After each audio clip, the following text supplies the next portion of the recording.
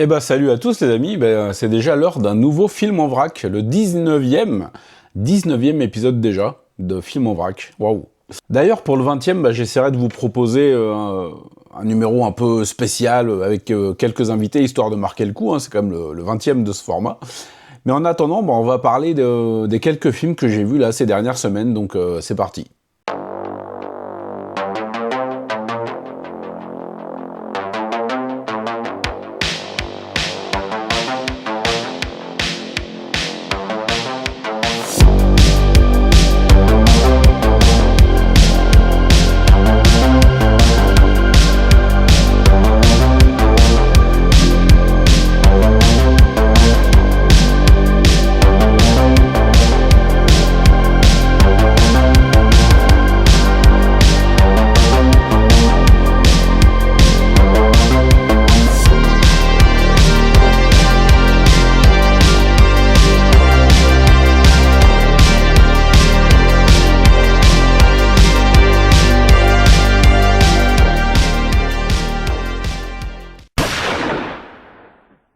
Et on commence tout de suite par The Bluff, un film qui est disponible sur Amazon Prime avec Priyanka Chopra et Karl Urban.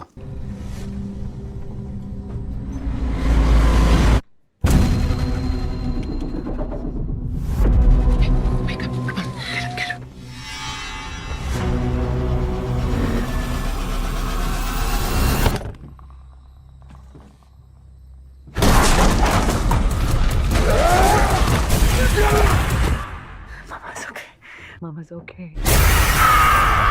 Un film qui va nous raconter l'histoire d'une femme, Marie, qui voit un jour sa petite vie paisible bouleversée par l'arrivée d'un groupe de pirates qui semble à la recherche de quelque chose et qui semble bien au courant de sa vie antérieure.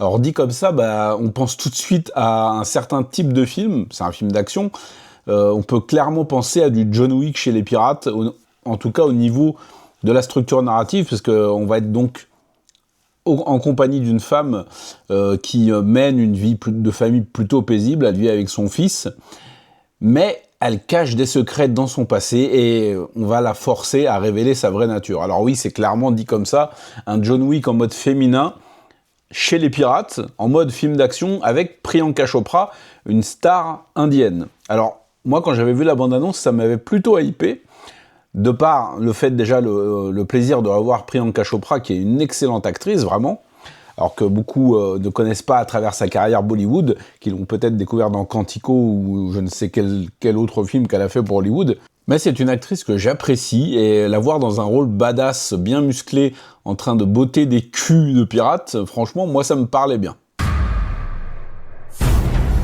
No one leaves this island till I collect my property.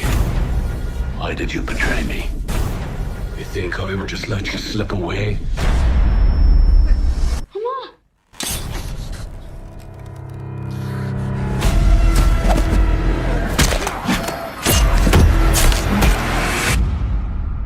We have subdued the woman. Have you now? You come to my house, threaten my family.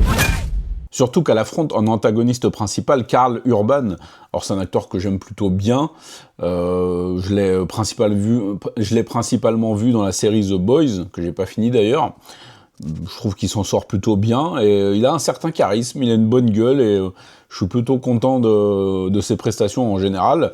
Et là, le voir affronter Priyanka Chopra, ma foi, c'était plutôt cool. Bon alors c'est clairement un film popcorn, c'est un film de plateforme, c'est un film d'action, de divertissement, qui ne va pas forcément chercher plus loin que le bout de son nez. On est dans une structure, comme je l'ai dit, narrative assez classique, mais avec de bonnes scènes d'action, assez brutales, pas mal d'affrontements, que ce soit des affrontements alors dans la maison de Marie, hein, qui est donc incarnée par Priyanka Chopra, qui subit un home invasion, que ce soit dans la jungle, que ce soit au sommet d'un phare ou dans des grottes avec des trésors à découvrir. On est clairement dans l'ambiance pirate. C'est plutôt bien fait, les décors sont plutôt cool, les costumes aussi. Il y a un petit soin qu'à apporter, voilà, c'est une série B qui tient debout, qui est plutôt solide visuellement. Au niveau de l'action, c'est assez cool aussi, ça tient bien la route, Alors on n'est pas dans des grandes scènes de baston comme on peut voir dans des films indonésiens type The Raid ou même des grosses séries B d'action à l'américaine, mais il y a un travail qui a été fait sur la violence, sur les chorégraphies qui sont plutôt fluides. C'est bien mis en scène, il n'y a pas trop de cuts, c'est toujours assez lisible, et Priyanka Chopra est très crédible, elle s'est pas fait doubler pour certaines cascades, même pour l'entièreté du film, je crois qu'elle a tout fait quasiment toute seule. Alors c'est pas vraiment une actrice d'action, hein, même si là elle se débrouille plutôt bien, mais comme je l'ai dit, alors c'est une très grande actrice de Bollywood, elle a joué dans des films absolument mythiques. Pour moi d'ailleurs, son meilleur film, si je devais vous conseiller un film avec Priyanka, si vous voulez continuer à la découvrir, si vous la découvrez avec The Bluff, pour moi le film le plus intéressant dans lequel elle a joué, enfin un des films les plus intéressants dans lequel elle a joué, ça serait Seven Kun Maaf, qui raconte l'histoire d'une femme qui s'est mariée 7 fois, et à qui les 7 maris, on va dire qu'ils ont eu des petites mésaventures. C'est un film qui est particulier, assez triste au final, assez douloureux, avec une très très bonne implication de la part de l'actrice. Bon, elle a joué aussi dans des grosses machines de Bollywood, hein. Elle a aussi joué dans des films très intéressants comme Andaz, avec Akshay Kumar et Lara Dutta, qui est vraiment un très très bon film avec, ça je l'ai déjà dit plusieurs fois, mais une des plus grandes séquences musicales de toute l'histoire, qui est le clip Rabba Ishq Na Ove, que j'adore profondément, qui est peut-être une de mes chansons préférées all time. Bref, The Bluff, c'est disponible sur Amazon Prime. Si vous n'avez pas envie de vous prendre la tête et de voir un petit film d'action, ma foi, qui tient plutôt bien debout, qui est assez original, avec une femme pirate, dans l'univers de la piraterie, écoutez, ça tient plutôt debout, ça tient ses promesses, ça n'en donne pas plus que ce que la bande-annonce promettait. C'est un bon film de castagne, assez original, et porté un peu plus par son actrice principale, qui est de toute façon très très douée, elle le prouve dans ce contexte d'action. Donc une petite recommandation, ma foi, qui fait bien plaisir. Bon, je peux pas résister à l'envie de vous placer quand même un petit DTV chinois. On va parler de Furious Attack avec Han Dion et Philippe Ng.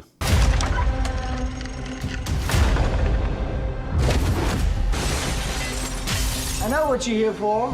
Now we can play a little game. Go! 你可以现在告诉我安心在哪里，或者是等到我抓到你再说。这么厉害是吧？好，我就等你。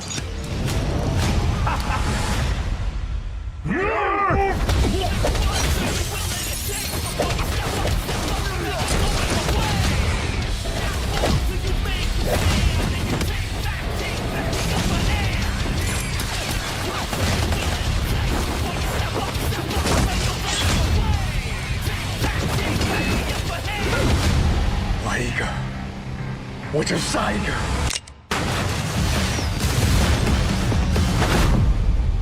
Alors il est sorti en février 2026 et il est disponible sur la plateforme iQIYI, comme énormément de productions du même style, et le film s'ouvre directement sur une séquence d'action. Ça raconte l'histoire d'un homme qui est à la recherche de sa fille qui a été enlevée par un réseau qui fait du trafic d'êtres humains. Il va tout faire pour la retrouver à temps et en vie, et pour ça il va devoir affronter de multiples adversaires. Un scénario qui est, ma foi, très très original, mais qui donne le résultat, un résultat que j'ai, ma foi, plutôt bien aimé. On est dans un bon DTV d'action, alors qui n'est pas forcément le plus efficace au niveau des scènes de combat, ni le mieux mis en scène, ça je tiens à le dire. Il y a quand même pas mal de cuts, les chorégraphies sont pas mal, mais au niveau de la mise en scène, ça réduit leur impact, même si alors Han Dion, il est toujours parfait. Moi, je ne peux que me ravir du succès qu'il a dans le DTV. C'est vraiment un acteur que j'aime vraiment beaucoup. Là, il est opposé à Philippe Ng qui, oh surprise, va jouer un méchant un peu fêlé de la cafetière. Fêlé de la cafetière, putain de merde. Qui va jouer le grand antagoniste contre lequel il finira par se battre lors du final. Mais ce que j'ai aimé, c'est que je trouve que le film est très très actuel dans son message, à savoir la traite d'êtres humains, le trafic sexuel de jeunes femmes portées disparues, ça fait écho à pas mal de notre actualité malheureusement. Et alors je sais pas si c'est une coïncidence qu'ils sortent maintenant après tout ce qui nous a été révélé, qu'on savait déjà, mais qui a été plus ou moins porté au grand jour. Mais je trouve le film très actuel dans son message. Il est efficace, il dure moins d'1h15, c'est un pur DTV, vraiment, vous allumez IQI, voilà, vous le lancez, tout simplement. Il est efficace, il perd pas de temps, mais je trouve s'il privilégie évidemment beaucoup l'action, il y a aussi 2 ou 3 petites séquences d'émotions qui, ma foi, je trouve que ça fonctionne bien. On est quand même pas mal dans l'ambiance paradoxe, où on suivait Louisko qui, pareil, arrivait dans un pays étranger, en Thaïlande, je crois, pour essayer de remettre la main sur sa fille. Là, Andion, il est en Birmanie. Et voilà, ça fait pas mal écho à paradoxe dans l'ambiance, dans certaines scènes. Et là, le film est très généreux en action également. Et petit rôle de Charlene Houghton. Je crois bien que c'est la première fois que je la mentionne sur la chaîne. C'est la fille du goélo Mark Houghton, hein, qui est un visage assez célèbre et récurrent dans les productions hongkongaises des années 80-90. Là, elle joue une antagoniste et elle va avoir un petit combat contre Andion, qui est ma foi plutôt sympathique dans un bar, qui fonctionne plutôt bien. Alors son personnage n'est là qu'une petite dizaine de minutes, malheureusement, mais je suis, ma foi, plutôt content de l'avoir vue. J'espère qu'elle va pouvoir, elle aussi, jouer dans pas mal de productions, dans pas mal de DTV, parce que voilà, le DTV c'est la vie, hein, je l'ai toujours dit. Ouais, je suis content de sa prestation, c'est plutôt une bonne artiste martiale. Et Philippe Ng, déjà il brille dans Norrift Police Story 3 avec Tsemiu, dont je vous ai parlé il y a quelques jours sur la chaîne, et là il joue encore une fois, c'est un peu le même type de rôle, hein. J'ai peur qu'il s'enferme un peu dans la vibe Twilight of the Warrior de ce méchant ultra charismatique, mais un peu borderline psychologiquement. Bon, en tout cas, ce Furious Attack, c'est pas le meilleur DTV que vous verrez de votre vie, mais il tient très bien la route, il est violent, il y a pas mal d'actions, même beaucoup d'actions. Le message est, ma foi, malheureusement assez actuel. Il y a un bon petit casting. Franchement, il n'y a pas de raison de bouder son plaisir. Je dirais que c'est un DTV mineur dans la filmographie de Andion, mais je l'ai trouvé, ma foi, plutôt efficace pour ce qu'il avait à raconter. Il le fait bien. Encore une fois, c'est très court, ça dure 1h10. Ça se prend pas la tête. Mais ça n'oublie pas d'être un peu émouvant parfois, et d'avoir quand même un message social, parce que voilà, on parle de traite d'êtres humains, de prostitution, de trafic d'êtres humains, donc voilà, c'est des sujets qui sont malheureusement très actuels. Bon, là, on va faire appel à mon petit côté fleur bleue, parce que je vous parlais d'un petit film que j'ai vu sur Netflix, Even if this love disappears tonight. Même si cet amour disparaît du monde. Voilà, c'est le titre plus ou moins traduit, parce que vous savez que j'ai un accent anglais absolument merveilleux, hein. Alors, c'est un film sud-coréen qui est sorti dans les salles sud-coréennes fin décembre 2025, et il a été proposé sur Netflix début février. Alors, à savoir que c'est une adaptation d'un livre, un livre japonais, qui avait déjà eu une adaptation cinématographique en 2022, mais là, voilà, c'est la version sud-coréenne, qui d'ailleurs a fait un sacré carton sur Netflix, et qui va nous raconter l'histoire d'une jeune lycéenne qui souffre d'amnésie.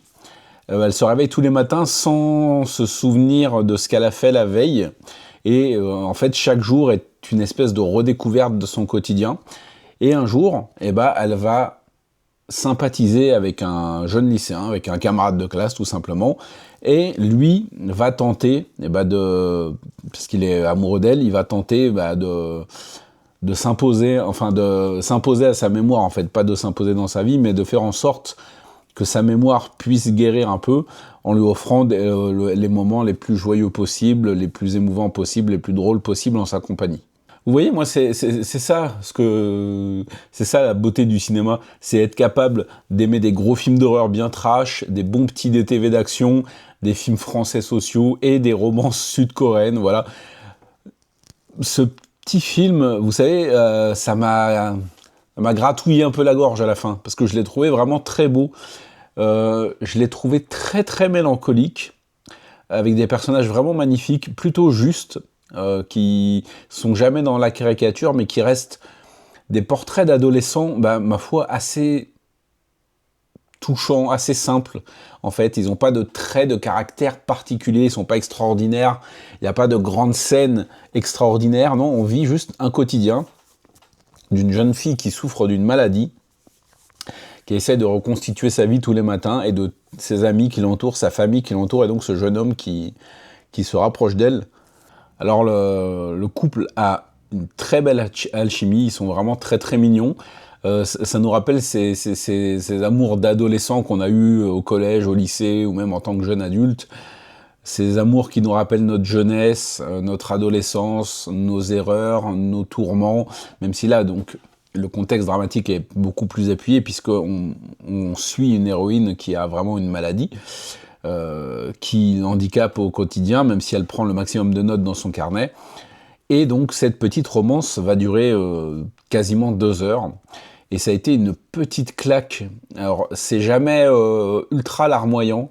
Ça nous percute, en fait, dans nos émotions et dans nos sentiments par la justesse, en fait, tout simplement, par le fait des questions qui soulèvent. Qu'est-ce que c'est que grandir ? Qu'est-ce que c'est qu'aimer quelqu'un que peut-être on ne reverra jamais, qui va peut-être nous quitter une fois que notre parcours de vie aura un petit peu évolué ? C'est pour moi un des meilleurs films déjà de cette année 2026, qui vraiment s'annonce bien, je trouve, s'annonce vraiment très très bien en sortie intéressante. Et là, c'est le cas. Ouais, c'est mon petit côté fleur bleue, parce que oui, il y a un petit cœur qui bat sous cette cage thoracique remplie de DTV chinois et de films d'horreur indonésiens. Et ouais, même si vous êtes une personne qui n'est pas forcément sensible un peu au film romantique, même si je dirais pas que le film est extrêmement finalement romantique, il est plus très touchant dans son quotidien, dans le fait qu'il dépeigne des lycéens qui construisent leur vie, qui construisent leur personnalité, et il nous offre de très très très belles scènes. Moi, comme je l'ai dit, c'est un film qui m'a beaucoup ému, je le trouve très beau, très bien interprété, vraiment. Les acteurs sont tous parfaits. Et ouais, franchement, ça a été un vrai petit coup de cœur. Je sais pas si c'est un film que je reverrai, malgré tout, parce que il m'a tellement fait une forte impression que j'ai envie de rester sur cette impression-là, en fait. Même si j'ai pas relevé de défauts, que ce soit dans l'acting, dans le scénario, ou dans la mise en scène ou quoi que ce soit. Non, tout est calculé au millimètre, c'est vraiment très bien. De toute façon, les Sud-Coréens sont les maîtres du drama et les maîtres d'un certain cinéma, alors d'action, aussi au niveau des thrillers, et là donc au niveau des romances, on va appeler ça comme ça. Donc ouais, c'est dispo sur Netflix, c'est un petit bijou, vraiment, c'est un film qui m'a énormément plu, qui m'a énormément ému, qui m'a laissé dans une belle mélancolie, un peu douloureuse, mais très belle. Donc vraiment, je peux que vous conseiller ce petit chef-d'œuvre. C'est déjà pour moi l'un de mes films préférés de cette année, c'est un vrai petit coup de cœur. Donc il est sur Netflix, vraiment, si vous pouvez le voir, allez-y. Ça a été pour moi un vrai coup de cœur, une belle petite réussite. Maintenant, on va parler d'un petit slasher qui est disponible sur Shadows, Night of the Reaper. Alors clairement, si vous aimez les slashers années 80 qui se passent dans une petite banlieue américaine, en automne pendant Halloween, avec une vibe Halloween, avec une vibe slasher vraiment années 80, magnétoscope et permanente, vraiment ce film il est pour vous. Ça nous raconte l'histoire d'une jeune babysitter, une jeune étudiante qui rentre chez elle et qui va accepter de garder le fils du shérif. Malheureusement, un tueur en série rôde et la police tente de l'attraper. Est-ce que la police va réussir avant qu'il ne frappe à nouveau, et est-ce que cette jeune femme va être en sécurité lors de son babysitting ? On va découvrir tout ça dans le film. Alors c'est réalisé par Brandon Christensen, que je connaissais pas du tout avant ce film, j'ai vu aucun autre film qu'il a fait avant. Et alors je trouve qu'il a fait déjà, le film fait un bon travail de reconstitution au niveau de l'ambiance, je trouve que ça fonctionne bien. Il y a toujours cette espèce de kiff depuis Stranger Things sur les années 80, mais là l'esthétique je trouve qu'elle est plutôt réussie, ça en fait pas des caisses. Ça s'inspire de grands noms, alors du film d'horreur américain, du slasher particulièrement. Et ça essaye de jouer un petit peu avec les codes, de jouer un peu avec l'intrigue. On va suivre à un moment donné tout autant les flics qui enquêtent et qui tentent de retrouver le tueur, tout en suivant la jeune babysitter qui va être confrontée à des événements étranges. Là, ça fonctionne plutôt bien. Même l'intrigue se permet quelques petits coups de théâtre. Mais pour moi, je sais pas, il m'a manqué un petit truc pour vraiment être happé par le film. J'ai trouvé que c'était extrêmement sage graphiquement, très décevant au niveau des meurtres. Il n'y a aucune originalité, ou je suis même pas sûr qu'il y ait quelque chose d'inventif au niveau de la mise en scène ou quoi que ce soit. Il y a quelques petits plans gore, mais ça n'a pas vraiment d'impact. Les personnages sont plutôt cool, mais là encore, les motivations du tueur en série, dont on apprendra l'identité à la fin, hein, il y a un reveal, effectivement, comme dans tous les films de ce genre, parce qu'on passe la moitié du temps à soupçonner qui va être le tueur. Là, j'ai trouvé que, ma foi, ça fonctionnait, mais pas de manière extraordinaire. C'est dommage. Il y avait moyen, je pense, de faire quelque chose de plus marquant, de beaucoup plus marquant. Là, on est juste face à ce que ça veut être, en fait. C'est-à-dire un petit film qui rend hommage aux années 80, mais pas plus. C'est dommage. J'ai pas été forcément marqué par grand-chose. Ça tient quand même la route. Pour moi, c'est pas franchement un indispensable. Malheureusement, je suis pas mal resté sur ma faim. Il n'y a rien de vraiment, ma foi, très marquant, même s'il y a un bon travail qui a été fait sur la reconstitution et l'esthétique. Alors on est clairement au cœur des années 80, mais c'est ce qui fait les gens depuis pas mal de temps, hein, cette vibe nostalgique. Là, oui, c'est soigné, mais au niveau de l'histoire, au niveau des effets, au niveau des meurtres, même au niveau du tueur, je sais pas, non, ça m'a manqué de peut-être un peu plus d'ambition, de la volonté de faire un film qui marque beaucoup plus, qui est beaucoup plus impactant. Là, j'ai pas été surpris par grand-chose, ça reste très convenu. Malgré tout, je peux quand même voir que le réal y a mis de la bonne volonté, le casting aussi, ça joue plutôt bien. Mais même au niveau des effets d'angoisse et tout, il n'y a rien de vraiment extraordinaire. Il y a un petit jeu sur les snuff movies, sur la télévision, les magnétoscopes, tout ça, mais pour moi, bon, j'ai toujours du mal avec ces tueurs qui font une mise en scène de fou pour finalement poignarder leur victime hors champ.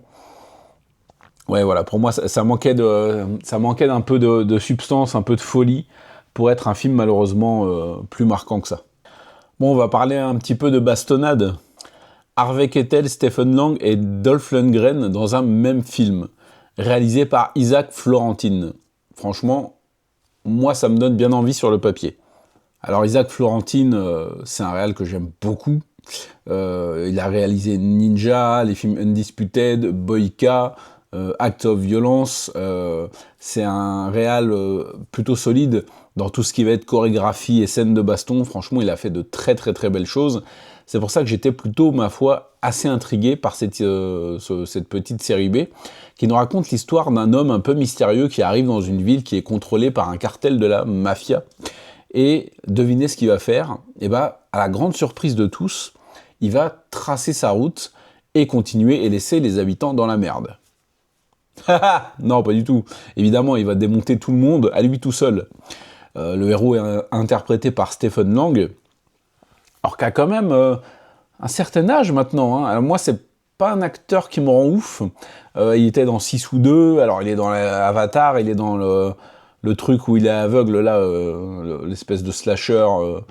Il y en a eu 2 même, mais j'ai oublié le titre. Ouais, le scénario est pas vraiment le point fort du film, mais vraiment, parce que c'est le truc rabâché du vieux mec mystérieux qui débarque en ville et qui va résoudre les problèmes à lui tout seul, qui est ultra badass, qui est ultra fort et qui peut dézinguer 20 mecs armés de mitraillettes à lui tout seul. Malgré tout, c'est un film d'Isaac Florentine, donc il y a quelques bonnes scènes de fight. Alors, par contre, c'est le film où Dolph Lundgren est le moins bien exploité. Il joue le shérif. Je suis même pas sûr qu'il place un coup. Ce qui est quand même dommage, parce que Dolph Lundgren, c'est quand même une légende du cinéma d'action des années 80. Harvey Keitel, il est là en tant qu'une espèce de grand ponte de la mafia, en tant que boss final. Là aussi, on est clairement dans un film de vidéoclub, même s'il y a quand même 2-3 scènes de baston, comme je l'ai dit, qui fonctionnent plutôt bien. Il y a une espèce de longue poursuite gunfight. Il y a une scène de poursuite en bagnole aussi, qui n'est pas forcément la meilleure du film. En fait, au niveau des gunfights, c'est un peu mou, ça s'étire un peu. Par contre, au niveau des bastons, ça envoie plutôt bien, même si on voit clairement les doublures. C'est un peu une série B, sans grand budget. Un petit film qui peut passer, même si on a vu, mais 100 fois mieux dans le genre. Ça reste vraiment quand même très classique, mais vraiment, on frôle le cliché dans l'histoire. Il n'y a aucune surprise dans le déroulement de l'action, même si ça se suit, ma foi, plutôt bien. C'est déjà quasiment un film que j'ai oublié, là je l'ai vu il y a quelques jours, et ouais, il m'a pas marqué plus que ça, peut-être parce que je suis pas spécialement fan de Stephen Lang. D'ailleurs, est-ce qu'on pourrait dire que j'ai donné ma langue au chat? Mais ouais, voilà, Hellfire, bon, c'est pas franchement ce que Isaac Florentine a fait de mieux, hein. Clairement il a fait les Boyka qui sont vraiment à un niveau très très élevé. Là, on est dans un petit film sympa qu'il a dû faire en assez peu de temps. Je sais pas s'il y a vraiment un très très grand intérêt à le regarder. Je sais même pas si je vous le conseille ou pas finalement. Parce que sans être vraiment malhonnête ou mauvais, c'est clairement pas le cas, mais ça reste le film d'action le plus cliché et lambda possible, même si effectivement, alors le savoir-faire de Florentine élève un petit peu certaines scènes de baston, mais bon, je pense que vous avez une quinzaine de DTV chinois bien mieux ficelés et bien plus intéressants que ça à regarder. Et puisque je parlais de Boyka il y a quelques instants, eh ben on va continuer avec un film avec Scott Adkins qui s'appelle Reckless. You trust me? Yeah. Right, get back! Now drop the guns! Put the guns down now! I'm unarmed. Just go with it, be alright. Just go with it. 1, 2. Oh, bollocks. Hello, Mum. I can't talk right now. I'm in a little bit of a situation.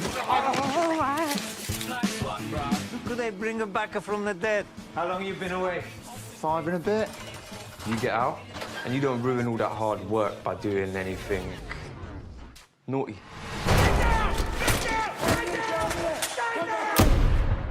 Nothing naughty. Listen, right, I just did a fine stretch for you lot. Didn't say anything to anyone, kept my mouth shut. I need you to give me my money back. Otherwise, I'm gonna take out my gun, I'm gonna blow you. Please. Devin. Please. Devin. What? No. It's me. I know. What? I know. Please. Stop pointing at me. Let's go. Always giving me those sexy eyes, didn't you? What are you talking about, George? What's up, G? Guess who's back? That's right. And you know what? Whoa, Jesus Christ! George! George! This is murder. George is dead. What do we do now? We? You always were a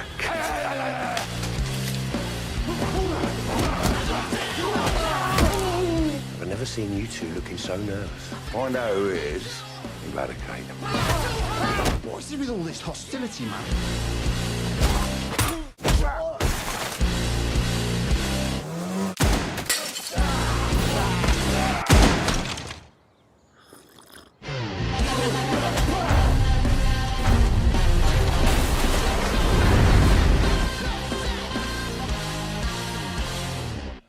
Power smoothie? Alors c'est une petite comédie d'action à l'anglaise, clairement influencée par le cinéma de comment il s'appelle, Guy Ritchie. Alors qui n'est pas un réalisateur que j'aime beaucoup, j'ai pas vu grand chose avec lui, mais on reconnaît clairement ce style avec des personnages un peu excentriques, une histoire de casse qui tourne pas forcément bien, de personnage qui va faire de la prison, qui va sortir et qui va vouloir récupérer son dû. Là aussi, on est dans quelque chose d'assez classique au niveau de la narration, même si le soin apporté à certains personnages élève un peu le truc. Et surtout, Je crois que c'est le film le plus drôle avec Scott Adkins que j'ai vu de ma vie. Je crois que c'est peut-être même un de ses premiers rôles où il est vraiment en mode comédie, action. Il y a quelques fights qui sont assez courts mais plutôt bien troussés. Des personnages excentriques, un rythme assez sympa, assez soutenu.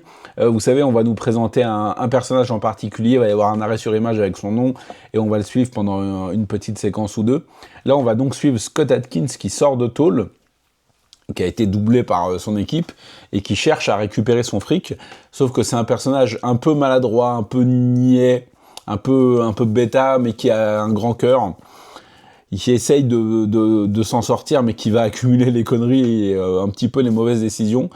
Et ma foi, j'ai passé un bon moment. J'ai vraiment passé un bon moment parce que on rit. Alors, on se tape pas les cuisses non plus, mais c'est drôle dans certains dialogues, dans certaines situations. On voit Scott Adkins plutôt maladroit, qui arrive en tôle, qui apprend à se battre. Alors, c'est évidemment pas les meilleurs fights de sa carrière, mais le réal sait tenir une caméra, il sait sublimer Scott Adkins, ses chorégraphies, les scènes d'action qui sont, ma foi, plutôt sympas. Et je dois dire que le film est une petite comédie d'action assez réussie, bien plus réussie que certaines que j'ai vues qui se voulaient absolument cool, comme, je sais pas moi, comme cette daube de Bullet Train, par exemple. Là, en fait, le cool, il se fait tout seul parce que le film est réussi. Le film est réalisé par Elliot Montello, c'est son premier film, mais il avait bossé sur 2-3 autres projets. Et surtout, les fights, ils sont assurés par un mec qui a signé quelques scènes d'action de la série Gangs of London et Avoc, qui s'appelle Jude Poyer, que je connaissais pas, mais qui a fait un plutôt bon travail sur les scènes d'action de ce Reckless. C'est une série B qui fonctionne bien, qui est drôle, qui est sans prétention, mais vraiment faite avec alors déjà un amour de ses personnages, un amour de la comédie, un amour des petites séquences d'action, parce que même si c'est clairement pas un film full action, il y a 2-3 bastons vraiment qui sont plutôt sympas. En fait, c'est surtout très agréable de voir Scott Adkins jouer enfin autre chose que le héros badass invincible ou un peu tourmenté qu'il fait depuis bientôt 15 ans, quoi. Alors moi, vous savez, je suis un fan absolu de Scott Adkins, tout comme Andy On. D'ailleurs, j'aimerais bien reparler du film qu'ils avaient fait ensemble en 2019, Abduction, parce que j'ai l'impression que je l'ai regardé et je l'ai laissé un peu passer comme ça, sans vraiment m'y pencher, mais j'avais plutôt apprécié de mémoire. Là, en tout cas, ce Reckless, ma foi, c'est plutôt sympathique, plutôt solide, fait avec du cœur, sans se prendre la tête et surtout sans prétention, et ça, c'est vraiment un point à souligner. Bref, petite reco, c'est la petite reco mensuelle avec Scott Adkins, parce que Scott Adkins, moi j'en ai besoin dans ma vie, quoi. D'ailleurs, Scott Adkins, il avait fait un truc en mode héros dans l'espace, là, je me souviens plus du titre de ce truc, mais je l'ai pas vu. Il faudrait que je le rattrape, parce que je crois que c'est un des rares films avec Scott que j'ai pas encore vu, donc s'il est dans cette vibe-là, je pense que ça peut clairement me plaire, en mode héros maladroit, mais balèze, et un peu naïf, moi ça peut clairement me plaire. Et on va terminer ce petit film en vrac avec le film Redux, que j'ai vu il y a quelques temps, alors qu'il va être disponible le 13 mars sur la plateforme Shadows. Ça, je le savais pas, je l'ai récupéré sur le net comme ça, comme le petit délinquant que je suis. Et ça nous raconte l'histoire d'une mère qui saute d'univers parallèle en univers parallèle pour tuer inlassablement le meurtrier de sa fille. Une histoire de vengeance plutôt originale, alors où il n'est pas question de différentes lignes temporelles, mais là on parle vraiment d'univers parallèles. C'est un petit film de vengeance, thriller, science-fiction que j'ai trouvé vraiment excellent. J'ai vraiment passé un superbe moment devant ce Redux. Alors les éléments de science-fiction sont extrêmement légers, ça se limite à une machine à passer à travers les univers, une espèce de caisson un petit peu que l'héroïne transporte. Et j'ai vraiment beaucoup apprécié l'atmosphère de ce petit film, qui est à la fois très triste, assez violent et plutôt mélancolique. Ça nous raconte ce que c'est que d'avoir perdu quelqu'un de très proche, à savoir un enfant qui a été tué par un fou, un serial killer, et qu'est-ce que c'est que la quête ultime de la vengeance, et comment ça peut basculer en une spirale, mais infernale et surtout infinie, ce qui est l'un des thèmes du film. Alors ça a été écrit et réalisé par Kevin et Matthew McManus, des frères donc, qui ont réalisé ce petit film de science-fiction, qui a été pour moi un vrai petit coup de cœur. J'ai beaucoup aimé l'univers. De toute façon, moi, dès que ça parle de vengeance sur des assassins d'enfants, moi, c'est clairement un thème qui m'intéresse, qui m'investit particulièrement. Et je trouve que le film est bien mené, sans jamais tomber dans une débauche, soit de violence, soit une avalanche de SFX. De toute façon, je pense que le film a eu un budget assez serré. Et je trouve que ça fonctionne très bien parce que on va à un moment donné dépasser le stade de la vengeance et s'interroger sur l'après, sur qui est réellement cette femme qui se venge inlassablement, qu'est-ce qu'elle peut devenir, qu'est-ce qu'elle est, qui elle était, parce qu'au fur et à mesure on apprend que voilà, toute cette expérience impossible l'a complètement transformée. Elle va rencontrer diverses personnes, elle va rencontrer différents personnages sur sa route. Et là encore, je trouve que ça fonctionne bien parce que c'est fait avec une espèce de pudeur, de retenue en fait dans l'ensemble de ces effets. C'est jamais dans une débauche de violence ou de crise de nerfs ou quoi que ce soit. Non, on sent vraiment le poids de la douleur, le poids du deuil de cette mère qui cherche inlassablement à se venger et qui pour ça, on sait pas vraiment si elle l'a construit cette machine ou si elle l'a récupérée quelque part. Je crois qu'elle la machine a été créée dans son monde originel quelques temps après l'assassinat de sa fille et elle s'en est servie en fait pour voyager à travers les univers. En tout cas, je trouve que le thème est très intéressant. Je trouve que le film est très bien mené, qu'il est très touchant, qu'il est très beau, qui nous parle avec justesse du deuil, de la tristesse, de cette folie qui peut envahir notre cerveau, tellement on pense à la vengeance, tellement on veut récupérer ce qui nous a été enlevé. Écoutez, ce Redux, pour moi, pareil, ça va s'ajouter au meilleur film de 2026, parce que ça a vraiment été un coup de cœur. Je crois qu'il est diffusé sur quelques salles sur Paris. Je crois qu'il y a une séance jeudi prochain, jeudi 12, un truc comme ça. Donc si vous avez l'occasion de le voir au cinéma, vraiment, je pense que ça peut être une découverte très très sympa. Et donner de la force au film une fois qu'il sera disponible sur Shadows, parce que vraiment je trouve que c'est un projet qui est très touchant, qui exploite bien son thème, qui est très bien interprété. J'ai pas parlé du casting, mais tout le monde s'en sort vraiment plutôt bien. Voilà, même s'il y a quelques légères facilités vers la fin, je trouve que la fin est très très belle également. Elle est bien trouvée, je trouve. Et ouais, petit coup de cœur pour Redux. Et voilà, les amis, ça va être avec ce film que j'ai beaucoup apprécié qu'on va arrêter cette vidéo parce que voilà, tout simplement, je vous ai parlé des films que j'ai vus récemment. Alors il y en a eu d'autres, mais ils feront l'objet d'une autre vidéo. Et, dans tous les cas, n'hésitez pas à me dire, les amis, quels films vous avez vus de cette sélection. Si vous les avez appréciés, si vous avez un ressenti différent du mien, n'hésitez pas à me dire tout ça en commentaire. Je suis plutôt content du rythme que j'ai repris là depuis le début d'année sur YouTube. Là, franchement, j'enchaîne. Alors, c'est pas des vidéos ultra travaillées, c'est énormément de facecam parce que pour moi, c'est le plus simple. Mais je vais essayer quand même de vous concocter 2-3 petits trucs sympas dans les semaines qui arrivent. Voilà, les amis, on va se quitter là-dessus. Regardez du cinéma asiatique, regardez du cinéma tout court, de toutes les origines, de toutes les époques, de toutes les provenances, parce que vous savez que ça déchire. Salut!